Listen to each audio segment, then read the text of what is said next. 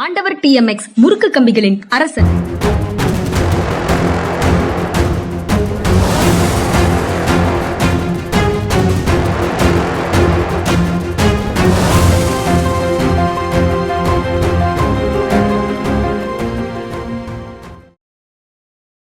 வணக்கம். இது மனிதா சார். வணக்கம் சார். வணக்கம்ங்க. வணக்கம் சார். தொடர்ந்து இந்த குதிரை பேரம், இவங்க குதிரை பேரம் முயற்சி பண்ணாங்க, அவங்க முயற்சி பண்ணாங்கன்னு அந்த குதிரை பேரம்ங்கிற குற்றச்சாட்டுல இருக்கக்கூடிய சீரியஸ்னஸ் வெற்றிகரமாக ஒண்ணும் இல்லாதது மாதிரி முறியடிச்சிட்ட மாதிரி தெரியுது.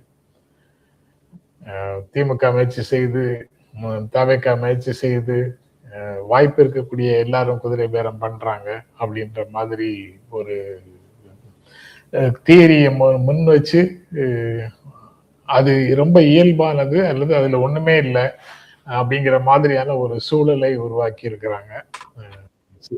மீடியா உருவாக்குதா இல்ல மீடியா உடந்தையாக இருக்குதா அல்லது அரசே தான் வந்து எல்லா கதைகளையும் சொல்லுதா அல்லது எதிர்கட்சிகளும் அந்த வேலையை செய்யுதா, எல்லாம் பெரிய கேள்விகளாக உள்ளுக்குள்ள இருக்கு. நீங்க அந்த இடத்தை எப்படி பாக்குறீங்க? நீங்களே சரியா சொல்லி முடிச்சிட்டீங்க. எல்லாம் பெரிய கேள்விக்குறியா இருக்கு. பெரிய கேள்வி இருக்கு. யார் பக்கம் உண்மை இருக்குங்கிறது தெரியல. எல்லாரும் எல்லார பத்தியும் குற்றச்சாட்டு சொல்லிட்டு இருக்காங்க.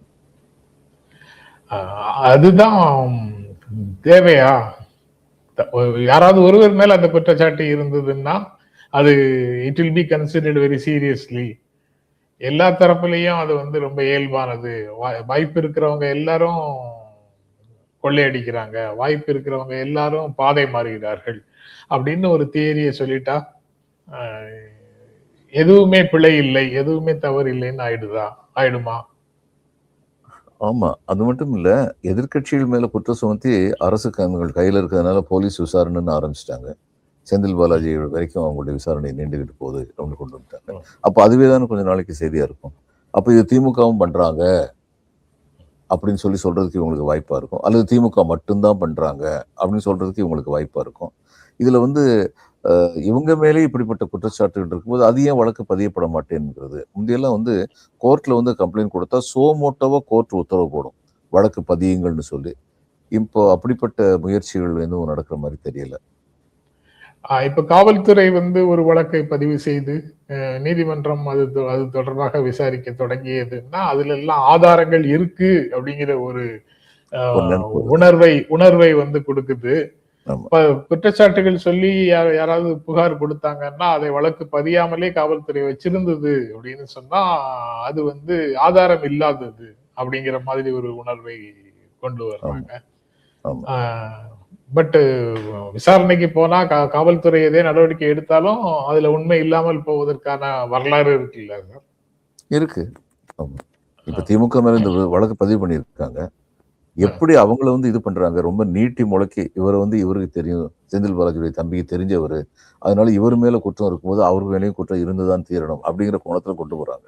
அது கடைசியில விசாரணைக்கு போய் நீதிமன்றத்துல அது வந்து நிற்காமல் போகும். ஆமா, அது வரைக்கும். ஆனா பப்ளிக் மத்தியில் அது வரைக்கும் இப்படி ஒரு பிரச்சாரத்தை கிளப்பலாம்ல, இவங்களாம் பிரச்சாரத்தை கிளப்ப முடியும். அதுல ஒரு பொலிட்டிக்கல் அட்வான்டேஜ் இருக்கு.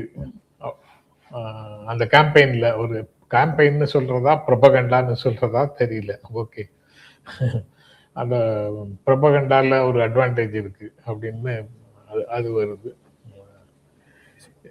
உதயநிதி வந்து பேசும்போது, அவங்க கட்சி இளைஞரணியோட பேசும்போது அவர் சொல்றாரு, எம்எல்ஏக்களை நாங்க எப்படி பேச முடியும், எங்களுக்கு எம்எல்ஏக்களே யாருன்னு தெரியாது அப்படின்னு சொல்றாரு. அது விளையாட்டாக சொல்ற மாதிரி, லைட்டர் வெயின்ல சொல்ற மாதிரி இருக்கு. பட் அது சீரியஸாகவே அப்படிதான் ஒரு நிலைமை அப்படிங்கிறதையும் எவ்வளவு காலத்துக்கு அப்படி இருக்க முடியும்? எம்எல்ஏ யாருன்னு அவருக்கு மட்டும் தெரியாது இல்லை, பப்ளிக் கூட தான் தெரியாது. அவருக்கு மட்டுமே தெரியாம இருக்கு, பப்ளிக்கும் தெரியாது. அதனால அவர் சொல்றது உண்மைதான். அதான் எம்எல்ஏக்கள் யாருன்னு தெரியாதுங்கிற அளவுக்கு, அந்த அளவுக்கு அவர் சொல்றது உண்மைதான். அமைச்சர்களும் கஷ்டப்பட்டு தான் கண்டுபிடிச்சு, அதாவது லிஸ்ட் வச்சு பார்த்து தான் நம்ம உணர்ந்து கொள்ள வேண்டியது இருக்கு, பார்க்க வேண்டியது இருக்கு. பழக்கம் இல்லாததுனால அது இயல்பானது, இயற்கையானது. அதுல ஒன்றும் பிழை இல்லை. ஒரு கட்சியில வந்து எல்லாருக்கும் தெரிந்தவர்கள் இல்ல, மக்களுக்கு சேவை செய்கிறவர்கள் மட்டும்தான் இருக்காங்கன்னா அவங்க வேற என்ன செய்வாங்க? அவங்க தங்களை எல்லாருக்கும் அறிமுகப்படுத்துறதுக்காக ரீல்ஸ் எடுக்க உள்ள வந்தாலும் தப்புன்றீங்க. அப்ப என்ன செய்ய முடியும்? இல்ல, தங்களை அறிமுகப்படுத்துறதுக்கு ரீல்ஸ் எடுத்து தான் உள்ள வரணுமா? அதுதானே தப்புன்னு சொல்றோம். சரி. ஏன் தங்களுடைய திட்டங்களை பத்தி சொல்ல வேண்டியதான மக்கள்கிட்ட? நான் இன்னாரு இந்த துறைக்கு அமைச்சரா இருக்கேன், இதுல இன்னெல்லாம் செய்யணும்னு சொல்லி திட்டம் போட்டிருக்கோம் அப்படின்னு சொல்ல வேண்டியதானே? மக்கள் கவனிக்காம இருப்பாங்களா, அல்லது நீங்களும் நானும் கவனிக்காம இருப்போமா? ஆமா, கவனிப்போம் சார். அதுக்கு இன்வெஸ்ட்மெண்ட்டை கேட்கறதுக்கு ரீல்ஸ் தான் போடணுமாங்கிற கேள்வி நமக்கு வருது இல்ல? அப்படி ஆமா. இன்ட்ரோடியூஸ் பண்ணி ஒருத்தர் போட்டாங்கன்னா இல்லங்க, ரீல்ஸ் போடுறதுங்கிறதுக்கும் தன்னைத்தானே அறிமுகப்படுத்த வித்தியாசம் இல்லைங்களா? வித்தியாசம் இருக்கு. தன்னைத்தானே அறிமுகப்படுத்த ஆரோக்கியமான வழியில் அறிமுகப்படுத்துறது யாருமே வந்து வேண்டாம்னு சொல்ல மாட்டாங்க. இவங்க போற இடத்துல எல்லாம் ஸ்கூல்ல போய் விஜயுடைய இதை வந்து பாட்டு பாடுங்கன்னு சொல்றாங்க, முதலமைச்சரை பத்தி பாட்டு பாடுங்கன்னு சொல்றாங்க. இதெல்லாம் என்ன பேச்சு? இதெல்லாம் பார்க்கும்போது மக்களுக்கு என்ன ஒரு ஒரு விவரம் தெரிஞ்சவங்களுக்கு ஒரு கசப்பு வராதா? பிரச்சனையே என்னன்னா விவரம் தெரிஞ்சவங்க அதிகமா இல்லைங்கிறது. அல்லது அவங்களுக்கு இதெல்லாம் ஒரு மேட்டராக தெரியல. அவங்க வந்து மிகப்பெரிய பணிகள்ல இருந்தவங்க, இப்போ ஓய்வு பெற்றவர்கள், என்ன நடக்கிறது ஒண்ணும் நல்லதாகவே இல்லையே அப்படின்னு சொல்லிட்டு அவங்க வாட்டில் அவங்க வேலையை பார்த்துட்டு இருக்காங்க. சார், அதாவது எப்ப இது வந்து மக்களுடைய வெகுஜன போராட்டம், இப்ப மின்வெட்டு இருக்கு, மின்வெட்டு நீங்க பாத்தீங்க, ரோட்டோரத்தில் இறங்கி மக்கள் போராடுறாங்க. ஸ்பொராடிக்கலி, எல்லாரும் இல்லை, ஸ்பொராடிக்கலி வந்து போராடுறாங்க.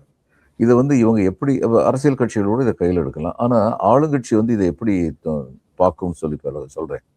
ஒருவேளை மின்வாரி அதிகாரிகள் வந்து, சார் இது மொத்தமா உங்ககிட்ட சொல்றோம், இன்னொரு 1 மாசத்துக்கு தான் இருக்கும், அதுக்குள்ள நிலைமை சீரடைஞ்சிரும் அப்படின்னு சொல்லியிருந்தாங்கன்னா, அப்போ 1 மாசத்துல இது நேர்த்து போயிடும். அது என்ன மாநிலம் தழுவிய போராட்டமாவா இருக்கு? அந்தந்த இடத்துல உள்ள போராட்டம் தானே, அந்தந்த இடத்துல சமாதானம் சொல்லிடுவோம் அப்படின்னு சொல்லி அது வந்து நேர்த்து போயிடும். அதுக்கான பாசிபிலிட்டி இருக்கு. ரேஷன் அரிசியில புழு இருக்குன்னு வைங்க, இது மக்களை நேரடியாக பாதிக்குது. ஒரு இடத்துல புழு இருந்தா கூட எல்லாருமே சேர்ந்து அவங்கவுங்க ரேஷன் அரிசி செக் பண்ண ஆரம்பிச்சிடும். அப்படி பல இடங்கள்ல வந்து தரமில்லாத ரேஷன் அரிசி இருக்குன்னு சொல்லி வைங்க. நான் எல்லாம் அப்படிலாம் இருக்குன்னு நான் சொல்ல வரல. அப்படி நடக்குதுன்னு சொன்னா வெகுஜன போராட்டம் வரும். அந்த வெகுஜன போராட்டம் வரும்போது அரசியல் கட்சிகள் அதுக்கு ஆதரவு கொடுத்து கையில் எடுக்கிறாங்கன்னு வைங்க, அந்நியாரம் தான் அரசு வந்து கொஞ்சம் எந்திரிச்சு உட்காரும். அதாவது நம்ம நாட்டில் அட்மினிஸ்ட்ரேஷன் எப்படி நடக்குதுன்னா, வருமுன் காப்போங்கிறது கிடையவே கிடையாது. இந்தியாவில் வந்து எந்த மாநிலத்திலையும் கிடையாது வருமுன் காப்போன் அப்படிங்கிறது. சில விஷயங்கள்ல வருமுன் காப்போனா வந்து ஸ்டாலினுடைய அரசு வந்து ரொம்ப சிறப்பாக வந்து செயல்பட்டிருக்காங்க. இந்த கடல் நீரை குடிநீரமாக்குறதுல வந்து அவங்க வந்து முதல்ல கலைஞர் வந்து பண்ணார், ஒரு ப்ராஜெக்ட் கொண்டு வந்தாரு. அடுத்து ஸ்டாலின் வந்து இன்னும் மக்கள் தொகை பெருகிட்டே இருக்குன்னு சொல்லிட்டு இன்னொரு ப்ராஜெக்ட் கொண்டு வந்தார். இது வந்து ஒரு பிரச்சனை தீவிரமடைகிறதுக்கு முன்னாடியே, குடிநீர் பிரச்சனை தீவிரமடைகிறதுக்கு முன்னாடியே அந்த குடிநீரை வழங்குதல் அப்படிங்கிறது, இது வந்து பிரச்சனையை உருவாகிறதுக்கு முன்னாடியே அந்த பிரச்சனையை பார்க்கறது, அதுதான் ஒரு சிறந்த அரசா இருக்க முடியும். ஆனா பல சமயங்கள் அரசுகள் எப்படி இருக்கும்னா, பிரச்சனை வந்ததுன்னா சரி வந்தா கொஞ்சமா தானே, முத்தி போகுதான்னு பார்ப்போம், முத்தி போனா அந்நியாரம் வந்து என்ன ஏதுன்னு சொல்லி கேட்போம், ஜனங்கள் வந்து சந்தோஷப்பட்டுருவாங்க அப்படின்னு நினைக்கிறது வந்து 2வது வகையான அரசு. பல துறைகள்ல இந்த மாதிரி வந்து இருக்கு. இந்த இது வந்து நெல் கொள்முதல் பண்றாங்க, நம்ம இன்னும் பார்த்துக்கிட்டு தான் இருக்கோம். இந்த நெல் கொள்முதல் பண்றது, சில நெல் வந்து மழை பெஞ்ச உடனே கொஞ்சம் முளை விட ஆரம்பிச்சிருது, வீணாகுதுன்னு சொல்லி இது சில ஆண்டுகளாக தொடர்ந்து நடக்குது. டோட்டல் குவாண்டம் என்ன, மக்கள்கிட்ட வந்து நம்ம என்ன சொல்லணும், மொத்த நெல் கொள்முதல் நாங்கள் இவ்வளவு பண்ணதில்லை, எங்களுக்கு 0.1% தான் இது மாதிரி ஆயிருக்கு, அது கூட ஆகாமல் இருக்கிறதுக்கான நடவடிக்கை எடுக்கணும் அப்படின்னு சொல்லி சொன்னால் அது வந்து 0.1% ரொம்ப பெரிய விஷயம் கிடையாது. அல்லது அந்த 0.1% கூட இருக்கக்கூடாது அப்படின்னா, கொள்முதல் பண்ண நெல்லை ஸ்டோரேஜ் வந்து ட்ரை பிளேஸில் தான், ட்ரை ஆகிற பிளேஸில் தான் வைக்கணும், வெற்றாகக்கூடிய வாய்ப்புள்ள பொது வெளியில் வைக்கக்கூடாதுன்னு முடிவெடுத்தால் அதுக்கு தகுந்தபடி நடவடிக்கை எடுக்கணும். இப்போ இந்த மாதிரி விஷயங்கள்ல வந்து அரசு வந்து விழிப்போடு இருக்கணும். இங்கே நான் சொன்ன மாதிரி ரேஷன் அரிசி மோசமாக போயிடுச்சு, அல்லது டிரான்ஸ்போர்ட் வந்து ஒட்டுமொத்தமாக கொலாப்ஸ் ஆயிடுச்சு, இது மாதிரி மக்களை நேரடியாக பாதிக்கிற விஷயத்தில் மட்டும்தான் நம்முடைய மக்கள் வந்து தங்களுடைய புரட்சி மனப்பான்மையை காட்டுவாங்க. இதுதான் கசப்பான உண்மை. நீங்க சொல்றது மக்களை நேரடியாக பாதிக்கக்கூடிய பிரச்சனைகள் அப்படின்னு சொல்றீங்க. நான் அதை வேற வார்த்தைகள்ல சொல்றதாக இருந்தால் நிர்வாக ரீதியான பிரச்சனைகள், அது மட்டும்தான் மக்களை பாதிக்கும், நேரடியாக பாதிக்கும். ஆமா, கொள்கை ரீதியான பிரச்சனையுடைய தீவிரத்தை அவங்க உடனடியாக உணர முடியாது. ஒரு காலத்துல மாணவர்கள் உணர்ந்தாங்க, ஏன்னா மாணவர்களுக்கு அரசியல் தெரிஞ்சிருந்தது. இப்பதான் அரசியல் இருந்து மாணவர்களை விலக்கி வச்சு 25 வருஷம் ஆச்சு, அதுக்கும் மேல ஆச்சு. அதுக்கு மேல ஆச்சு. ஆமா, அதுதான் அதுதான் ஒரு மெயினான பிரச்சனையா சார்? ஆமா, ஏன்னா அதுதான் உண்மையான சக்தி. மாணவர் சக்தி ரொம்ப பெரிய சக்தி. ஏன்னா எந்தவித பெர்சனல் வெஸ்டட் இன்ட்ரெஸ்ட் இல்லாம போராடுற ஒரு பெரிய குழுமம் இருக்குன்னா அது இந்த இளையோர் குழுமம், இந்த மாணவர் குழுமம். அவங்க நீர்த்து போயிட்டாங்க. அவங்க இப்பதான் நிறைய வந்திருக்காங்களே சார். விஜய் அரசியலுக்கு வந்ததுனால அவங்க நிறைய பேர் அரசியல் பேசுறாங்க, அரசியலை தங்களை இணைத்துக் கொண்டிருக்கிறார்கள் அப்படின்னு சொல்றாங்க. அது வரவேற்கத்தக்க விஷயம்தான். நீங்க அவங்களுக்கு அரசியலை அவங்க பேசுறது அரசியலே இல்ல அப்படின்னு சொல்றது மேட்டிமைத்தனம் அல்லது வேற விதமான ஒரு பார்வை அப்படின்னு சொல்றாங்க. சார், நான் ஒண்ணு கேட்கிறேன். இந்திய எதிர்ப்பு போராட்டம்ங்கிறது திமுகவை சப்போர்ட் பண்றதுக்காக மாணவர்கள் துவங்கல 65ல. இப்ப இவருக்கு விஜய்க்கு சப்போர்ட்டா வந்திருக்கிற கூட்டம் எல்லாம் விஜய்க்கு சப்போர்ட் பண்ற ஒரு கூட்டம். இவங்க பிரச்சனையை கையில எடுக்கிறவங்க கிடையாது. ரெண்டுக்கும் பெரிய வித்தியாசம் இருக்கு. நான் சொல்றது இண்டிபெண்டா, நியூட்ரலா, நாட்டுக்கு ஒரு கேடு விளையுது, மாநிலத்துக்கு ஒரு கேடு விளையுது, என்னுடைய மொழிக்கு ஒரு கேடு விளையுது அப்படின்னு நினைச்சு போராடுறாங்கல்ல. அப்படிப்பட்ட போராடும் தன்மை மாணவர்கள்ட்ட ஒரு காலத்துல இருந்தது. இன்னைக்கு அப்படிப்பட்ட தன்மையை நான் பார்க்கல. அந்த மாதிரி உணர்வுகளை எல்லாம் தான் சிதைச்சிட்டாங்கல்ல சார். அதாவது அதெல்லாம் முக்கியமானதே இல்லை.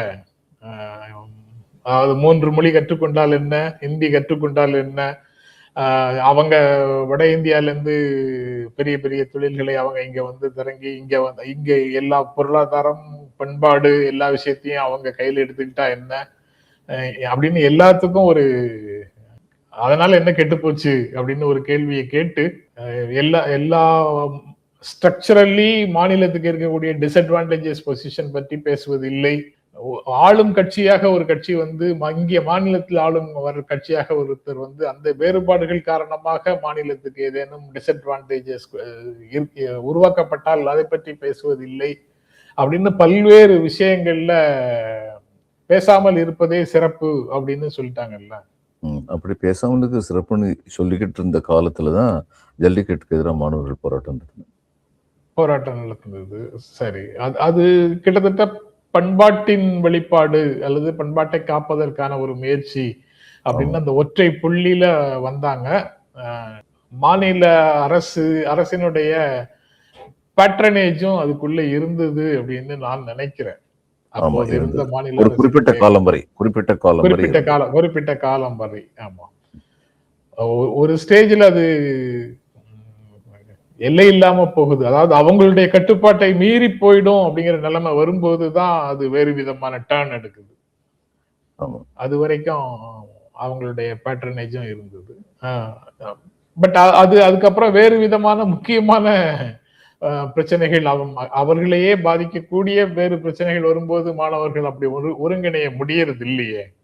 ஆமா, இல்லை.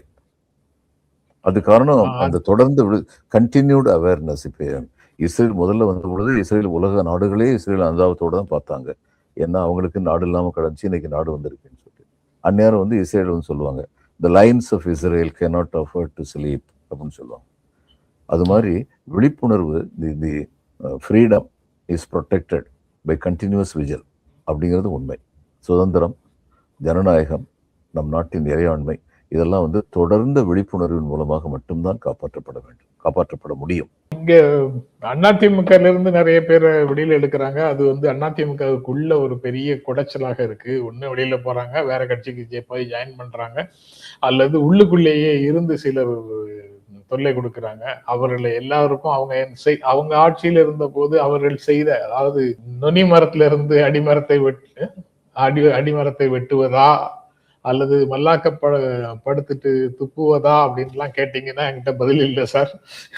ஆனா அவர்கள் தொல்லை கொடுக்கக்கூடிய அமைச்சர்கள் குறித்த பல ஆவணங்களை ஒன்றிய அரசிடம் கொடுத்து அவர்கள் மீது நடவடிக்கை எடுக்க கோருவது என்று அதிமுக முடிவு செய்திருப்பதாக ஒரு செய்திய ஒரு இணையதளத்துல பார்க்க முடியுது, ஒரு பேப்பர் சைட்ல பார்க்க முடியுது.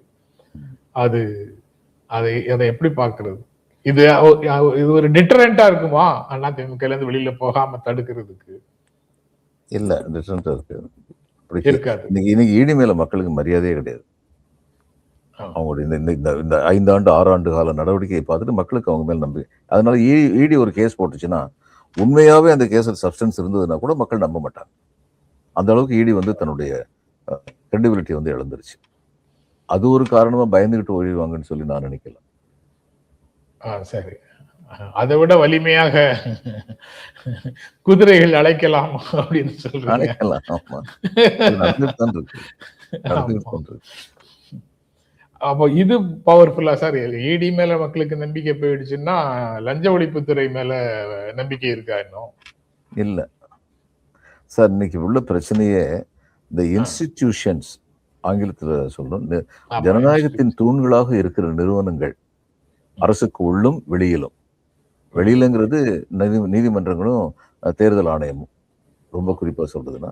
உள்ள இருக்கிறதுங்கிறது சிபிஐ வந்து நம்முடைய நாட்டின் ஜனநாயகத்தை பாதுகாக்கிற தூண்கள்ல ஒண்ணுதான். இன்வெஸ்டிகேட்டிவ் ஏஜென்சி எல்லாமே நேர்மையாக திறம்பட நடந்தால் நாட்டில் உள்ள லஞ்சம் ஒழியும், குற்றங்கள் குறையும் அப்படிங்கிறது எல்லாமே உண்மைதான். ஆனா அவங்க யாருமே இன்னைக்கு அது மாதிரி இல்லை அப்படிங்கிற ஒரு நினைப்பு தான் நம்ம மத்தியில வர்ற அளவுக்கு நடவடிக்கைகள் இருக்கு.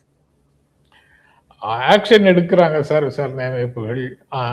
ஆக்ஷன் எடுக்கிற வரைக்கும் பாராட்டுவது அப்படின்னு சொல்ல, அது இல்லாம நீங்க அதை வந்து ஏன் குறை சொல்றீங்க அப்படின்னு கேட்கறவங்க இருக்காங்க.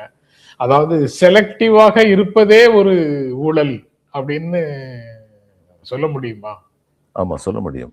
செலக்டிவா இருக்கு, நிச்சயமா ஊழல் தான். செலக்டிவா இருக்கிறதே நிச்சயமா ஊழல் தான். இப்ப ஏ பி ரெண்டு பேருமே வந்து தவறுகள், மிகப்பெரிய தவறுகள் செஞ்சிருக்காங்கன்னு வைங்க, ஊழல் செஞ்சிருக்காங்கன்னு வைங்க. ஏ வந்து ஆளுங்கட்சியை சேர்ந்தவர், பி வந்து எதிர்கட்சியை சேர்ந்தவர். பி மேல நடவடிக்கை எடுக்கும்போது மக்கள்கிட்ட வந்து அவரு தப்பு செய்யலையா, அதெல்லாம் நடவடிக்கை எடுத்திருக்கோம் அப்படின்னு சொல்லிக்கிட்டு இருந்தா, ஏ வந்து இன்னும் அதிகமாகத்தான உற்சாகம் பெறுகிறார், நான் தன்மேல் நடவடிக்கை எடுக்க மாட்டாங்கன்னு சொல்லி. அப்ப பியுடைய கிளையன்ஸ் எல்லாம் ஏ எடுத்துக்குவார். அவ்வளவுதான் நடக்கும். பியோட கிளையன்ஸ், இது நல்லா இருக்கு சார். பியோட கிளையன்ஸ் எல்லாத்தையும் ஏ எடுத்துக்குவார். ஏக்களாக உருவாகுவதற்கான கூட்டமும் அதிகரிக்கும். அதான் அதிகரிக்கும்.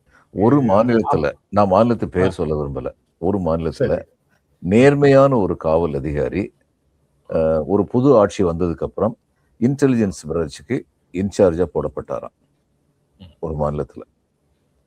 அவர் வந்து இன்டெலிஜென்ஸ் ரிப்போர்ட், அவர் அனுப்புற ரிப்போர்ட் எல்லாம் முதலமைச்சருக்கு அனுப்புற ரிப்போர்ட்டை மற்றவங்க பார்க்குறாங்க, பிரித்து பார்க்குறாங்க அப்படின்னு சொல்லி அவருக்கு செய்தி வந்த உடனே அவர் முதலமைச்சர்கிட்ட போய் சொன்னாராம், ஐயா இந்த ஐபி ரிப்போர்ட்டுங்கிறது வந்து நீங்கள் மட்டும் பார்க்க வேண்டியது அப்படின்னு. இதில் முக்கியமான ஒரு இது சொல்லிடுறேன், முதலமைச்சருடைய அலுவலகத்தில் உள்ளவங்க அதை பிரிக்க முடியும், பார்க்கவும் முடியும். ஏன்னா அந்த கோப்புகள் வந்து கோப்புகளாக வைக்க முடியும், அல்லது சிலவற்றை உடனடியாக அழித்து விடுங்கன்னா உடனடியாக அழிக்க முடியும். ஆக முதலமைச்சர் மட்டும்தான் பார்ப்பாருல்ல, முதலமைச்சர் அலுவலகத்தில் உள்ளவங்களும் பார்க்க முடியும். ஆனால் முதலமைச்சர் அலுவலகத்தில் உள்ளவங்கன்னா அவங்களுக்கு வந்து தேர் அப்பாயிண்டட். இப்போ நாங்களும் ரகசிய காப்பு பிரமாணம் பண்ணியிருக்கோம், அரசு அதிகாரிகளும். அதனால அந்த அவங்களும் வந்து வெளியில வந்து தகவலை சொல்லக்கூடாது.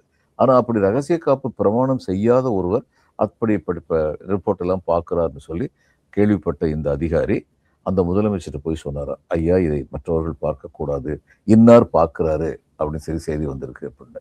உடனே அந்த முதலமைச்சர் வந்து அந்த இன்னாரை கூப்பிட்டு வச்சு இந்த அதிகாரி முன்னாடி வச்சு, ஆமா நீங்களாம் இதை பார்க்கக்கூடாதாமே, அப்படியா சொல்றாரு அப்படின்னு நக்கலா பேசுறாரு.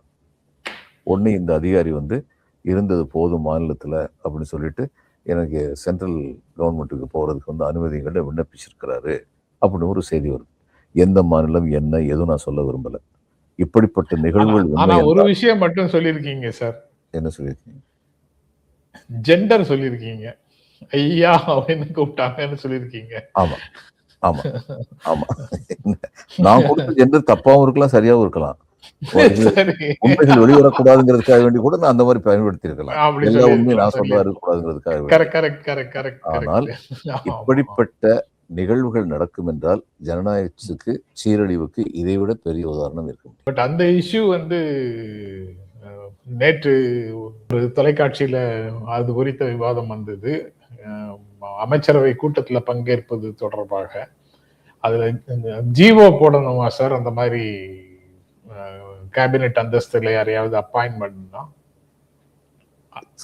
வெளியில சொல்லலாமா? இல்ல, அதாவது அரசுல உள்ளவங்களுக்கு வந்து ஒரு பதவி கொடுக்குறாங்கன்னா இன்னார் இந்த பதவியில் அமர்த்தப்பட்டிருக்கிறார்னு மட்டும்தான் செய்தி வரும். அரசு ஊழியரை அமர்த்தினா. அரசு ஊழியர் அல்லாம வெளியிலிருந்து ஃப்ரம் தி மார்க்கெட்னு சொல்லுவோம் நாங்க. வெளியிலிருந்து முதல்வர் வந்து அப்பாயிண்ட் பண்ணிக்கலாம், தன்னுடைய பொலிட்டிக்கல் அட்வைசரா வந்து அப்பாயிண்ட் பண்ணலாம், அவருக்கு பூர்ண உரிமை அதிகாரம் இருக்கு. ஆனா அப்படி வரும்போது அதுக்கு ஒரு ஜிஓ வரும், அப்பாயின்மெண்ட் ஆர்டர் வரும், அப்பாயின்மெண்ட் ஆர்டர் வரும். ஸ்பெசிஃபிக்கா இன்னார் வெளியிருந்து எடுத்திருக்காங்கன்னு. இப்ப டாக்டர் ஆர்கே சொன்னதை ஒரு இது படிச்சேன் நானு. ஆமா அதுல அவர் ஆமா சொல்லியிருக்காரு, 2 பேருக்கும் ஆர்டர் இஷ்யூ பண்ணியிருக்காங்க. ஒருத்தர் பொலிட்டிக்கல் அட்வைசராகவும், இன்னொருத்தர் இந்த அப்பாயின்மெண்ட்ஸ் பர்சனல் இதெல்லாம் பார்க்குறவராகவும் பண்ணியிருக்காங்க அப்படின்னு சொன்னதா அவர் சொல்றாரு.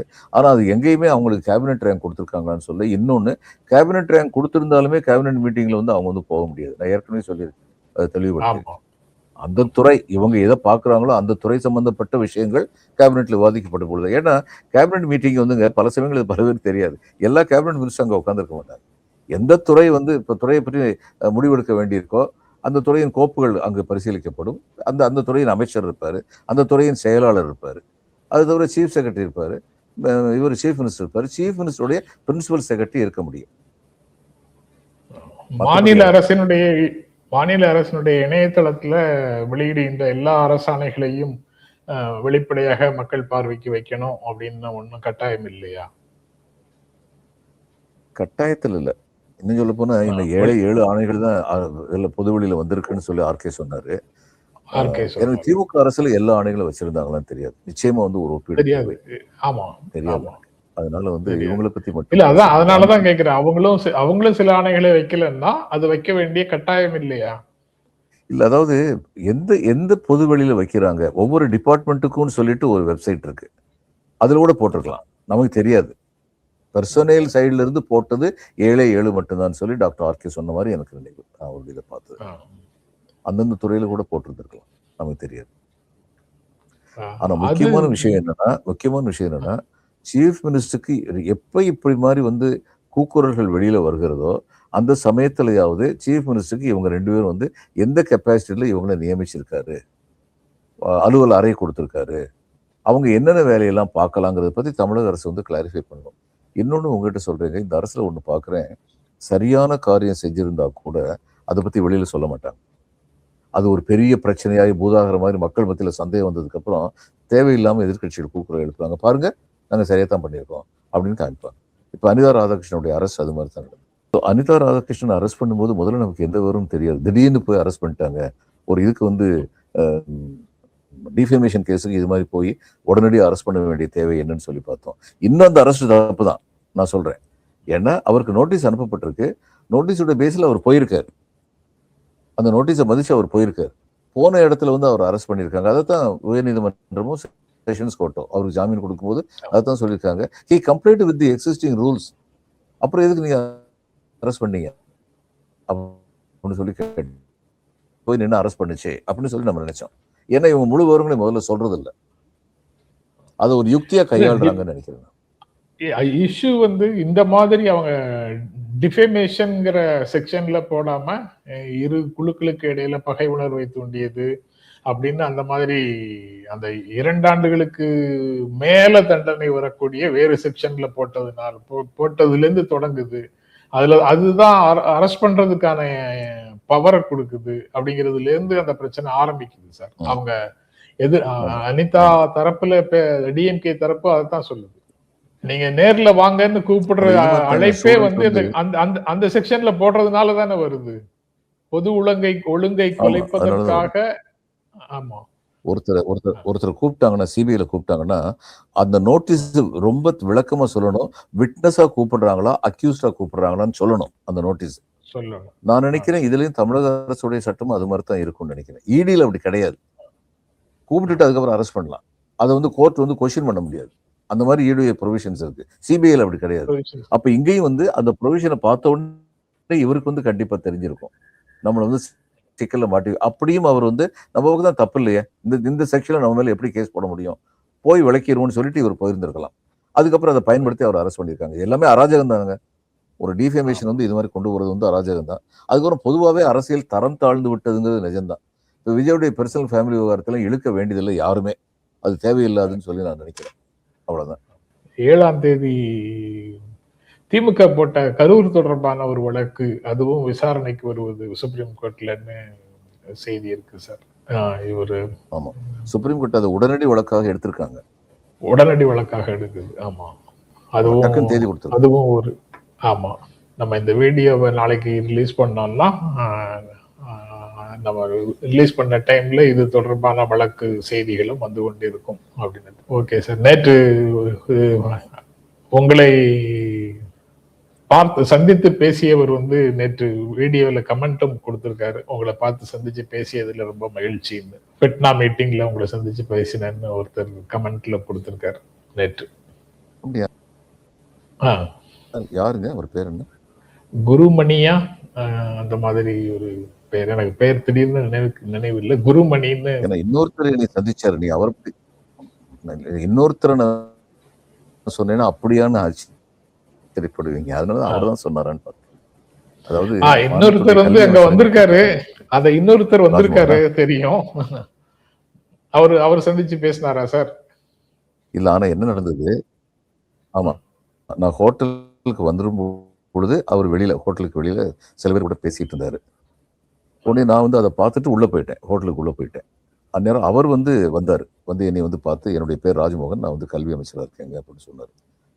சொன்ன ரொம்ப மகிழ்ச்சிங்க அப்படின்னு. இது நீங்க எப்படி பேசுறீங்க, என்ன நினைப்பெடுக்க ஸ்டாண்ட் எடுக்கிறீங்கிறது வந்து நான் வந்து பெருசா நினைக்கிறது இல்லைங்க. இந்த மாதிரி அறிவுஜீவிகள் கூட தொடர்பு வச்சுக்கிறது தப்பு இல்லைன்னு என்னுடைய அபிப்பிராயம் அப்படின்னாரு. நான் ரொம்ப சந்தோஷம், உங்க துறையிலேயே வந்து இந்த மாதிரி சில காரியங்கள் செய்யணும். சில காரியங்களை பத்தி சொன்னேன் அவர்கிட்ட. அவர் ஹூஸ்டனுக்கு அவசரமா கிளம்பிட்டு இருந்தாரு. அதனால அவரே தன்னுடைய அலைபேசி எண்ணை கொடுத்தாரு. கொடுத்துட்டு நிச்சயமா தொடர்புல இருங்க சார், நான் அது என்னன்னு சொல்லி பாக்குறேன் அப்படின்னாரு. மகிழ்ச்சிகரமான விஷயம் தான். துறை அமைச்சர் இது மாதிரி அவரா நம்ம போனதுக்கு அப்புறம் உள்ள வந்து நம்மளை சந்திக்கிறாங்க, நிச்சயமா மகிழ்ச்சிகரமான விஷயம்.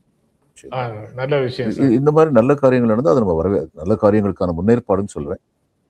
ஆமா, அவர் உண்மையிலே அதை தொடர்ந்து எடுப்பாரு, முன்னேற்பாடு எடுப்பாருன்னு சொல்லி அவருடைய இதை பார்க்கும்போது தெரியுது. அப்படி செஞ்சாருன்னா நிச்சயமா மகிழ்ச்சி.